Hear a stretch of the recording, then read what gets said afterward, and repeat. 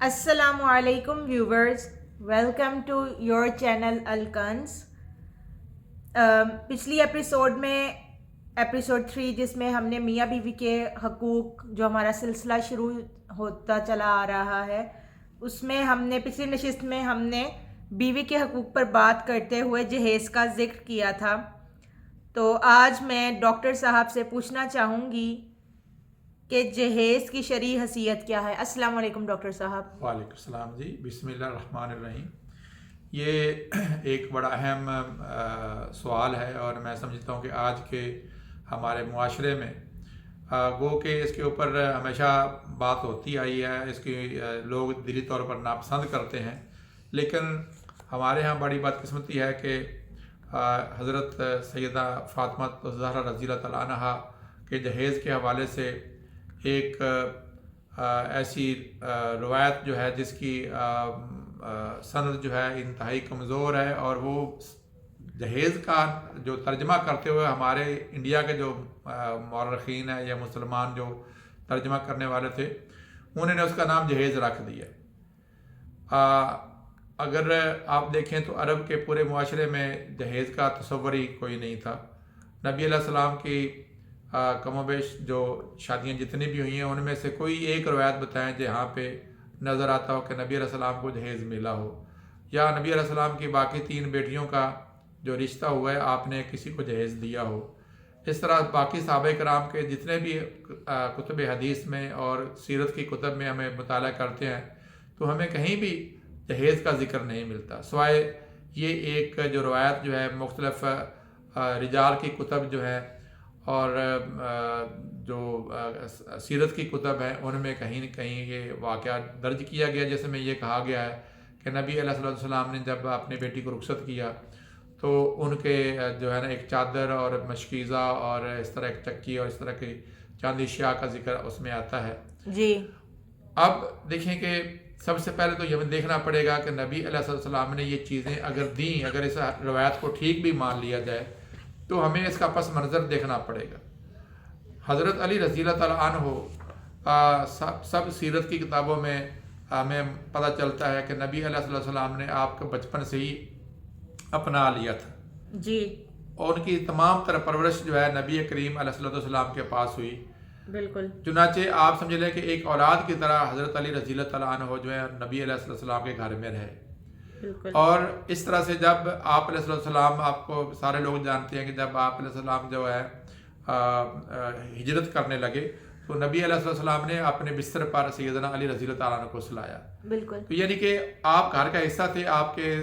اٹھنے بیٹھنے میں آپ کی جو کوئی بھی ایسی ایکٹیویٹی نظر نہیں آتی جہاں پہ نبی علیہ السلام کے ساتھ آپ نہ ہوں، اور آپ گھر کا ایک حصہ تھے۔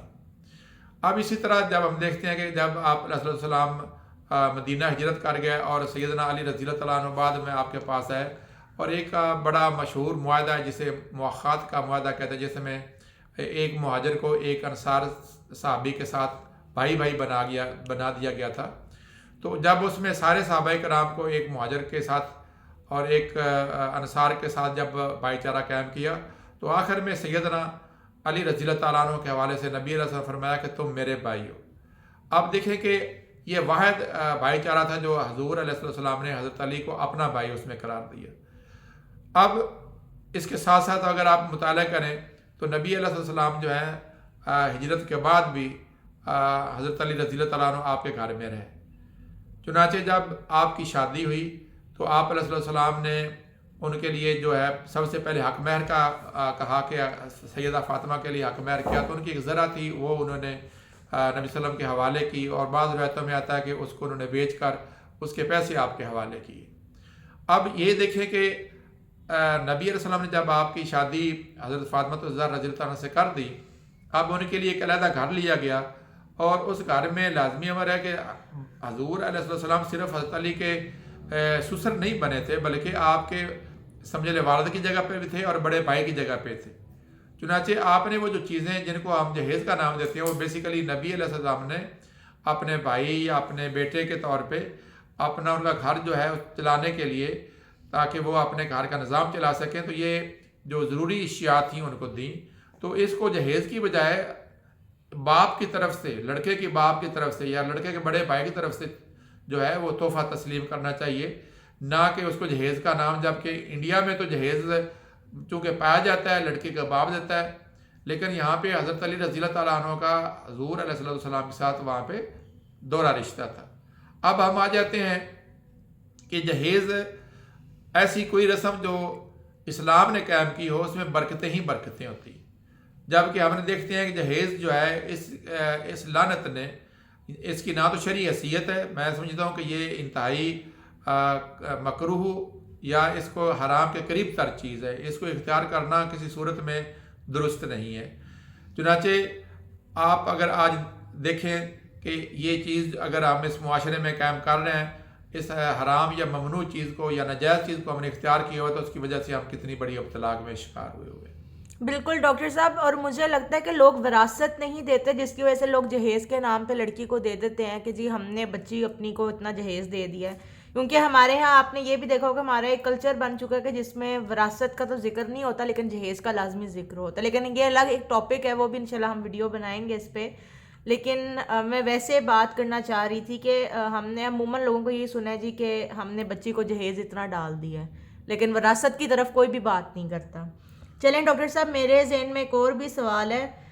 وہ بھی میں پوچھنا چاہتی ہوں کہ جہیز کے معاشرتی زندگی پر کیا برے اثرات مرتب ہوتے ہیں؟ ہاں، یہ بھی ایک دیکھیں کہ جیسے میں نے کہا کہ سنت پہ عمل جو ہے وہ خیر ہی خیر ہے، بلائی بلائی ہے، آسانیاں ہی آسانیاں ہیں، جی جبکہ سنت کو توڑ کے جو بھی بدعت کا طریقہ اختیار کیا جاتا ہے، میں اس کو کم از کم کہوں گا کہ یہ بدعت ہے، اور ایسی بدعت ہے کہ جس نے ہمارے معاشرے کو، مسلمان معاشرے کو کھوکھلا کر کے رکھ دیا بر صغیر میں۔ اس کی سب سے بڑی بات ہے کہ ایک لڑکی کا باپ جو ہے بیچارہ پہلے اپنی بیٹی کی پرورش کرتا ہے، اس کی نگہداشت کرتا ہے، پھر جب اس کا رشتہ کرتا ہے تو اس بچی کو دیکھنے کے لیے جب رشتے کے لیے آتے ہیں تو اس کو ایسے ٹٹولتے ہیں جیسے مارکیٹ میں ایک جو ہے نا جانور خرید رہے ہیں، جی اور بالکل۔ اس کے بعد لوگوں کے اتنے منہ کھلے ہوتے ہیں کہ جس کو اللہ تبارک تعالیٰ، جیسے قرآن مجید میں جیسے میں نے پہلے ذکر کیا تھا کہ اللہ فرماتے ہیں الرجال قوامون علی النساء، یعنی کہ مرد جو ہیں وہ عورتوں کے اوپر میں نے قوام بنائے ہوئے ہیں، اور وہ قوام ہم نے ایسے کر دیا اپنے معاشرے میں کہ جو کہ ایک بکاری اور فقیر ہے، جو کہ چاہتا ہے کہ میری بیوی سب کچھ لے آئے اور مالی اعتبار سے وہ مجھے مضبوط کر دے، اس کا یہ خواب تو وقتی طور پر پورا ہو جاتا ہے، لیکن اس کے نقصانات کیا ہوتے ہیں کہ وہی لڑکی جب اپنے گھر میں اس کو لے کر آتا ہے، اس کا جب سامان جب رکھا جاتا ہے، اس کے بعد اسی جہیز کی بنیاد پہ وہ گھر جو ہے اس کی بنیادیں جو ہے وہ لرزاں ہوتی ہیں، اور اس میں آ کے دراڑیں پڑنا شروع ہوتی ہیں۔ لڑکی چھوٹی چھوٹی بات پہ جب دیکھتی ہے کہ میرے سسرال والے میرے ماں باپ کا محنت کی کمائی کا سامان دیا ہوا جو ہے اس کو بے دردی سے استعمال کر رہے ہیں، بچے توڑ رہے ہیں، اس کے اوپر گندگی اور غلاظت پھیلا رہے ہیں، اور اس کے اندر ذرا بھی خیال نہیں آ رہا ہوتا، تو اس بنیاد پہ جب لڑکی اپنے خاوند سے تقاضا کرتی ہے یا کسی وقت ان کو روکنے کی کوشش کرتی ہے تو ان کے گھروں میں یہ لڑائی کا پہلا موجب بنتا ہے، گھر میں خلف شار کی ایک پہلی جو ہے نا سبب اور وجہ بن جاتا ہے۔ چنانچہ یہ بات پھر بڑھتے بڑھتے آگے نکل جاتی ہے۔ اب اس کے برعکس اگر آپ دیکھیں کہ اگر لڑکی جو ہے وہ اپنا جہیز نہ لے کر آئے اور اس کا خاوند ہی اپنے گھر کا تمام اس کا اپنی بیوی کے لیے اہتمام کرے، تو لڑکی کو کسی طرح سے یہ ذہن میں نہیں آئے گا کہ میرا سامان ٹوٹ رہا ہے یا میری کوئی چیز خراب ہو رہی ہے، وہ سمجھے جی چونکہ میرے میاں نے کمایا ہوا ہے، اور میرا جو میاں جو ہے اپنے والدین کے ساتھ یا بہن بھائیوں کے ساتھ بھی جو یہ چیزیں ان کا بھی اس کے اوپر حق ہے، اس کا اوپر میرا بھی حق ہے، چنانچہ وہاں پہ ایک بہت بڑی لڑائی کا جو موجب ہے وہ ختم ہو سکتا ہے۔ بالکل۔ دوسرا اس میں سب سے بڑی بات یہ ہوتی ہے کہ لالچ اور ہوس اور لالچ کے ایک جو انسان کا نہ تھمنے والا سلسلہ شروع ہوتا ہے۔ اگر لڑکی والوں نے موٹر سائیکل دے دیا تو کہتے ہیں جی انہوں نے جو ہے وہ کار کیوں نہیں دی، اگر کار دے دیا تو یہ بڑی والی کار کیوں نہیں دی، یعنی کہ آپ جو کچھ بھی کر لیں، لوگ جو ہیں ان کا جو پیٹ ہے وہ جو ہے نا، اور ان کا جو ذہن جو ہے ان کی ہرس جو ہے وہ ختم نہیں ہوتی۔ اس کا نقصان بھی کیا ہوتا ہے، جب لڑکی گھر میں آتی ہے اگر وہ اپنے سامان کے بارے میں فکر نہ بھی کرے تو گھر والے اس کو سنا کے مار دیتے ہیں، فلانے نے جو ہے نا وہ کار دی ہے، فلانے نے موٹر سائیکل دی ہے، فلاں نے فلاں بڑی کوالٹی کا جو ہے فلاں سامان دیا ہے۔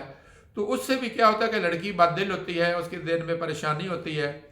اور اس کو احساس ہوتا ہے کہ شاید میں کوئی اور مخلوق ہوں. حالانکہ تعلیم کے اعتبار سے ایک بعض وقت جیسے آج کل ہم دیکھ رہے ہیں کہ لڑکیوں کی تعلیم زیادہ ہے اور لڑکوں کی تعلیم کم ہے، اس کے باوجود بھی وہ بیچاری جو ہے اس کو ڈپریس کیا جاتا ہے.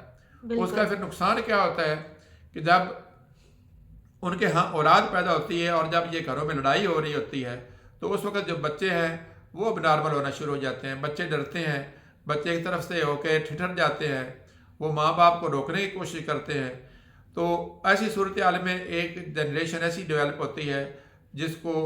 ذرا بھی خیال نہیں ہوتا کہ ماں باپ کیا، کیونکہ ماں باپ کو لڑتے ہوئے دیکھیں گے تو بچے بھی اگر جب بڑے ہوں گے تو ان کا ریئیکشن ویسا ہوگا. بالکل ایسا ہی ہے.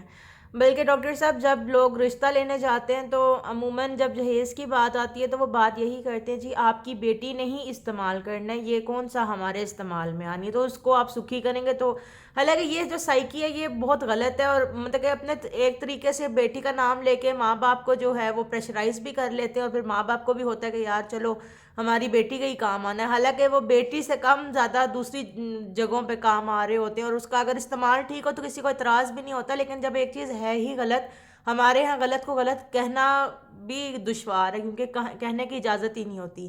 چلیں ڈاکٹر صاحب بس بیٹا اس میں ایک جو بڑی اہم بات ہے، نبی علیہ السلام نے فرمایا کہ نکاح کو آسان کرو. بالکل ہم نے نکاح کو اتنا مشکل بنا دیا ہے، اس میں یہ ایک جہیز اور وری اور اس طرح کے جو لوازمات ہیں جو کہ ہمیں ہندو معاشرے سے ملے ہیں. ہندوؤں میں چونکہ وراثت لڑکوں میں ہی جاتی ہے، وہ اپنی بچیوں کو نہیں دیتے. جی ہمارے یہاں بڑی بدقسمتی ہے کہ وراثت، اگر آج ہم وراثت کا تذکرہ کریں، بیٹی کو اگر 2 روپے 4 روپے جو بھی ملتا ہے اس کا حصہ اس کو دیں، اور جس کا حصہ نہیں بنتا اس کو نہ دے، جن کے پیرنٹس کی جائیداد نہیں ہے. بالکل تو وہ آپ اس کا دیکھیں ایک بہت بڑا نقصان یہ ہوتا ہے کہ جن کے ماں باپ کے پاس تو پیسہ ہے اور وہ جی اپنی وراثت کو بچانے کے لیے اپنی بچی کو کچھ جہیز دے دیتے ہیں، جی لیکن جن کے اولاد کے جن کو آگے وراثت ملنی نہیں ہے، بالکل جو جن کے ماں باپ بیچارے غریب ہیں، وہ کیا کریں. تو ایسا ہی اس ہے. سے آپ دیکھیں کہ ہمارے ہاں بہت ساری بچیاں جن کے نکاح ہونے چاہیے، بار وقت ہونے چاہیے، نہیں ہو وہ پا نہیں رہے ہو پا رہے. جہیز کی وجہ تو اب سے. اس کا دیکھیں کہ ایک اب اگر ہم ترتیب وار دیکھیں کہ پہلا معاشرتی نقصان کیا ہے کہ جن بچیوں کے شادیاں ہونی چاہیے تھیں ان کی شادیاں نہیں ہو پا رہی، جی لیٹ ہو رہی ہیں، بالکل ان میں قباحتیں آ رہی ہیں. دوسرا، اگر کوئی ماں باپ اپنی بچی کو جہیز دیتے ہیں، اس صورت میں گھر میں پھر جا کے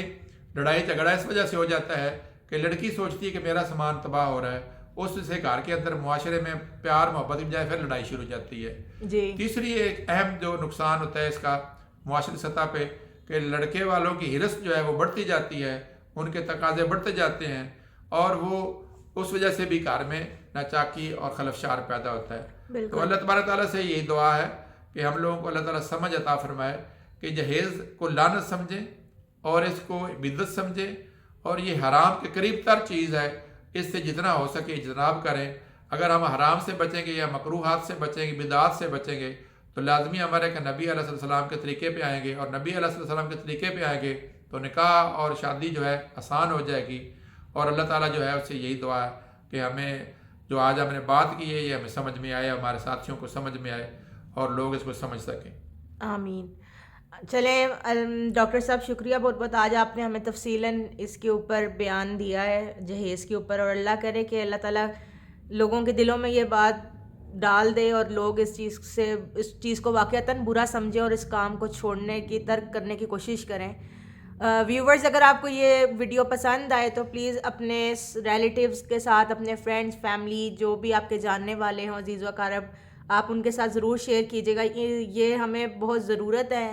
ایسی ویڈیوز کی، ایسی باتوں کی، تاکہ ہم لوگ اپنے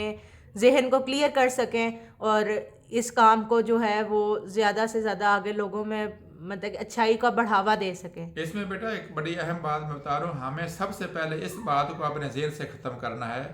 کہ جہیز حضرت فاطمہ الزہرا رضی اللہ تعالیٰ عنہا کی کوئی سنت نہیں ہے. بالکل. یہ سارا کا سارا جھوٹ من گھڑت بات ہے، اس کا مفہوم غلط لیا گیا ہے. بالکل. بلکہ یہ بہتان اگر کہا جائے تو اس سے کم نہیں ہے، کیونکہ عرب معاشرے میں جہیز تھا ہی نہیں. یہ بالکل. ساری کی ساری ہندوانہ رسم جو ہے اس کو ہم نے فالو کر کے، اور ہمارے پاکستان یہ برِ صغیر کے جو لوگ تھے جنہوں نے ترجمہ کیا ان روایتوں کا، انہوں نے نبی صلی اللہ علیہ وسلم کی طرف سے چونکہ یہ چیزیں دی گئی تھیں حضرت علی کو، انہوں نے اس کا نام جہیز رکھ دیا. بالکل ایسا ہی ہے. اور دیکھیں نا ہمارے ہاں مطلب کہ شادیوں میں بھی جتنی رسومات آئی ہیں وہ ساری ہندوؤں کی طرف سے آئی ہیں. جتنا بھی کلچر ہے, یہ جو ہم مہندی مایوں یہ سب چیزیں دیکھتے ہیں, سارا ہندوانہ رسمیں ہیں. ورنہ اسلام میں تو صرف ہے کہ نکاح ہے اور ولیمہ ہے, اور نکاح بھی سادگی سے ہے. تو باقی چلیں ڈاکٹر صاحب, انشاءاللہ نیکسٹ ویڈیو میں ہم اس پہ بھی ہم آپ سے بات کریں گے, اور ضرور چاہیں گے کہ اس دلچسپ موضوع پہ ہم اور بھی زیادہ گفتگو کریں اور اپنے علم میں اضافہ کریں. تو ویورز, اگر آپ کو یہ ویڈیو پسند آئی ہو تو آپ لوگ اس کو لائک سبسکرائب چینل کو کرنا مت بھولیے گا. اور اگر آپ لوگ کوئی اپنی قیمتی رائے دینا چاہتے ہیں یا کوئی سوال پوچھنا چاہتے ہیں اور آپ چاہتے ہیں کہ ہم اس کے اوپر بھی ویڈیو بنائیں, تو آپ ہمیں کمنٹ باکس میں ضرور مینشن کریں. جزاک اللہ. اللہ حافظ.